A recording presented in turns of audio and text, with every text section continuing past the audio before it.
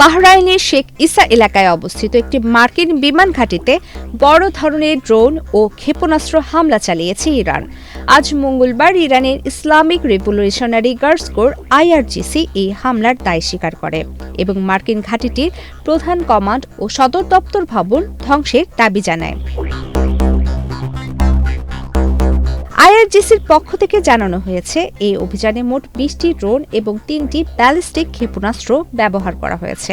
Extreme মশার coil plant fibre দিয়ে তৈরি, তাই সহজে ভাঙে না, সুগন্ধিযুক্ত ও নিরবিচ্ছিন্নভাবে জ্বলে। ডেঙ্গু, চিকুনগুনিয়া বাহি সহ যে কোনো মশার বিরুদ্ধে দেয় এক্সট্রিম সুরক্ষা। হামলায় ঘাঁটিটির প্রধান নিয়ন্ত্রণ কেন্দ্র ও সদর দপ্তর ভবন সম্পূর্ণ ধ্বংস হয়েছে এবং সেখানে থাকা বিশাল জ্বালানি ট্যাঙ্কে আগুন ধরে যায়।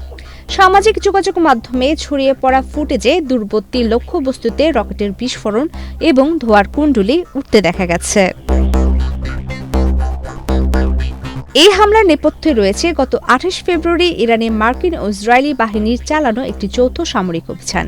সেই হামলায় ইরানের সর্বোচ্চ নেতা আয়াতুল্লাহ আলী খামেনি নিহত হওয়ার পর তেহরান মধ্যপ্রাচ্য জুড়ে মার্কিন ও মিত্র শক্তির উপর পাল্টা আঘাতের শপথ নেয়। এরই অংশ হিসেবে সম্প্রতি সংযুক্ত আরব আমিরাতের আমাজন ডাটা সেন্টার এবং সৌদি আরবে মার্কিন অবকাঠামোতে হামলার খবর পাওয়া গেছে। ইরান সরাসরি হুমকি দিয়ে জানিয়েছে তাদের শত্রুরা বিশ্বের কোথাও নিরাপদ থাকবে না। IRGCর বিবৃতিতে বলা হয়, শীর্ষ নেতৃত্বের ক্ষতি ইরানকে আরও শক্তিশালী করেছে। তবে এই ভয়াবহ হামলার বিষয়ে বাহরাইন কর্তৃপক্ষ বা মার্কিন পেন্টাগন এখন পর্যন্ত দাপ্তরিকভাবে কোনো মন্তব্য করেনি। মধ্যপ্রাচ্যের এই অস্থিতিশীল পরিস্থিতিতে পুরো অঞ্চল এখন এক ভয়াবহ যুদ্ধের মুখে দাঁড়িয়ে আছে। প্রমিতি কিবরিয়া ইসলাম, বাংলাদেশ প্রতিদিন।